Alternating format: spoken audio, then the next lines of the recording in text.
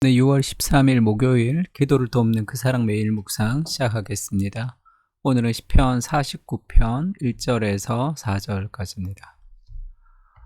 고라 자손의 시인데 3절에 보면 내 입은 지혜를 말하겠고 내 마음은 명철을 작은 소리로 읊조리리로다 라는 말씀 있죠. 그래서 오늘 제목은 내 입은 지혜를 말하겠고 라는 제목입니다.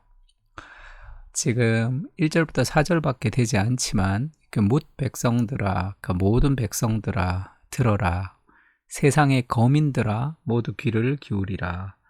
그러면 세상에 있는 모든 사람, 모든 백성들이 귀를 기울여야 되는 거죠. 왜냐하면 귀천 빈부를 막론하고 사람이 귀하거나 천하거나 돈이 없거나 가난하거나 그런 모든 신분과 모든 것을 막론하고 반드시 필요한 것이 있는데 그것을 다 들어야 된다는 거죠. 하나님께서 이 인류 모든 인간에게 가장 중요한 것이 있다. 그거는 귀천과 빈부보다 더 중요하고 귀하거나 천하거나 빈하거나 부하거나 세상의 모든 거민들이 귀를 기울여야 되는 것.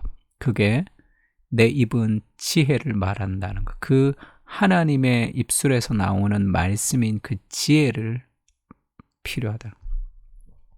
내 마음은 명철을 작은 소리로 읊조리리로다. 내가 비유로 내 귀를 기울이고 수금으로 나의 오묘한 말을 풀리로다.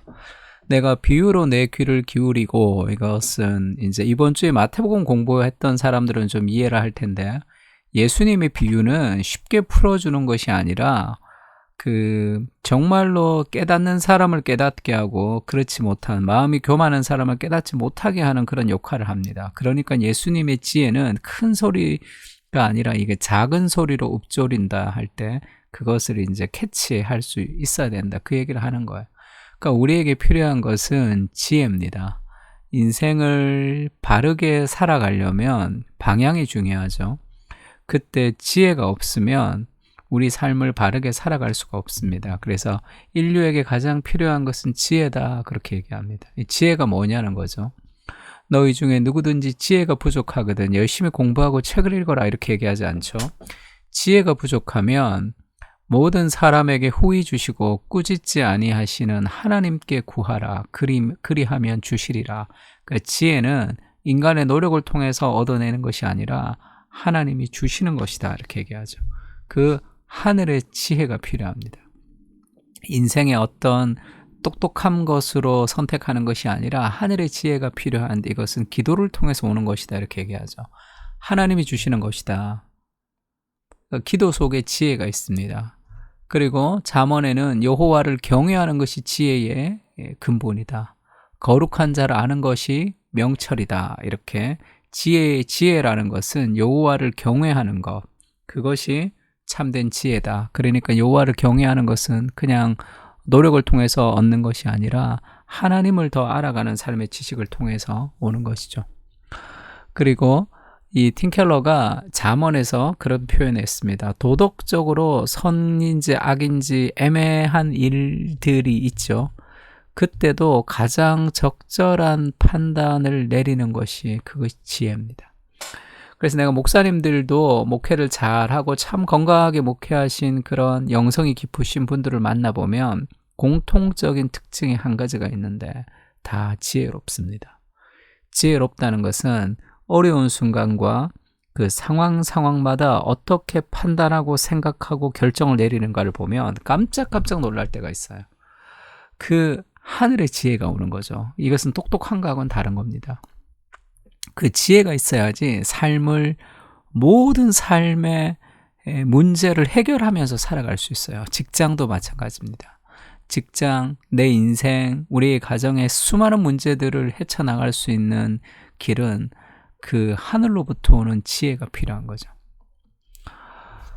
근데 잠언 8장 1절에는 그렇게 얘기하죠. 지혜가 부르지 아니하느냐, 명철이 소리를 높이지 아니하느냐.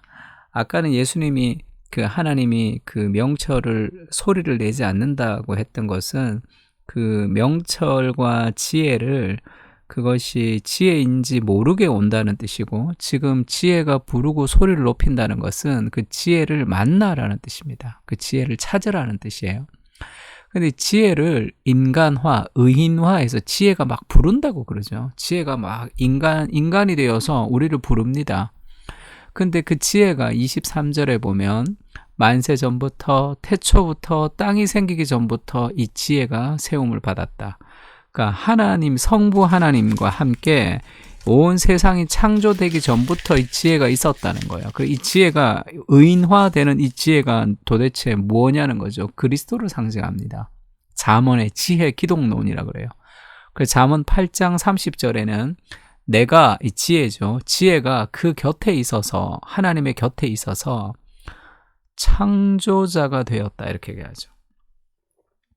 창조자가 되어서 날마다 하나님의 기뻐하신 바가 되었으며 항상 하나님 앞에서 즐거워하였다. 이 지혜가, 창조자가 되는 이 지혜가 누구냐? 만세전에 있었던 창조자로 되었던 그 그리스도를 지혜로 의인화합니다. 여자로 의인화해요.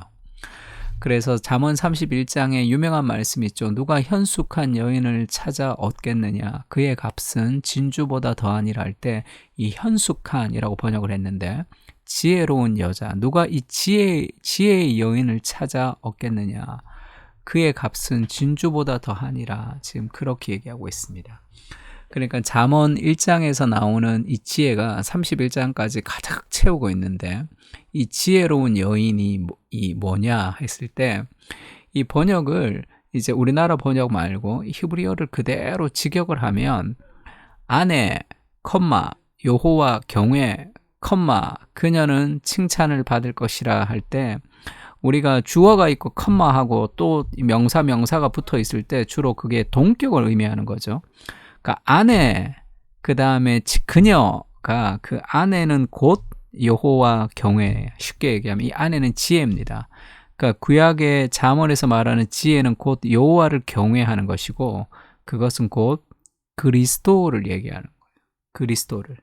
그래서 그녀는 칭찬을 받을 것이라 할 때 이 잠언 31장의 현숙한 여인은 정말 많은 일을 합니다. 집안일 다 하고, 그 다음에 배 타고 나가서 산업을 하고, 그 다음에 전쟁도 하는 그런 여인으로 기록되어 있어요. 그래서 기도할 때 하나님, 내가 잠언 31장에 나오는 현숙한 여인이 되게 해주십시오. 그러면 뭐 어마어마한 사람이 되는 거예요. 사실 한 인간으로 할 수 없는 일들이 많습니다. 그것은 예수 그리스도를 상징하는 거예요. 그리스도의 참된 지혜의 근원이 되신 하나님을 경외하며 그리스도를 모시고 살아가는 삶의 풍성함을 얘기하는 겁니다. 그러니까 직장도 잘 되고, 무역도 하고, 전쟁에 승리하고, 그리고 자녀들을 잘 기르는 그 모든 삶의 지혜가 그리스도께 가까이 갈 때 온다는 거예요. 삶에 있어서. 그래서 이 그리스도와 이 잠언의 그 지혜를 얻으라, 아들아 지혜가 부르지 않느냐 할 그 지혜와 결혼하라, 이렇게 계속 얘기하죠. 잠언의 부모님들이. 이 지혜와 결혼한다는 것은 그리스도와 살아간다는 뜻입니다. 그리스도와 함께 살아간다는 그 의미들을 지금 이 안에서 담고 있는 거예요. 그러면 우리 온 인류가 가져야 될 가장 중요한 메시지가 있다면 그것은 지혜를 얻는 것인데, 그것은 그리스도와 함께 있는 겁니다. 그리스도와 함께, 그리스도와 동행하고, 그리스도를 묵상하고, 그리스도 중심적으로 성경을 읽고, 그 그리스도 안에서 우리는 참된 지혜를 얻고, 그렇게 진정한 현숙한 여인이신 그리스도와 함께 있을 때 내 삶의 풍성한 것을 우리가 누릴 수 있는 거예요. 인생의 모든 성공은 그리스도와 함께 있을 때 가능합니다. 내 삶을 그리스도께 드리게 하시고 지혜와 결혼하며 여호와 경외하기를 배우게 하옵소서. 참된 지혜의 기초를 삶의 출발선에 두게 하시고 날마다 하나님을 경외하며 참된 지혜의 사람으로 살아가게 하여 주시옵소서. 오늘도 우리에게 말씀해 주시옵소서. 인간의 생각이 아니라 하나님의 지혜를 따라 살아가게 하여 주시옵소서. 아멘. 오늘도 그리스도와 동행하며 참된 지혜로 우리의 하루를 시작했으면 좋겠습니다. 다 같이 기도하겠습니다.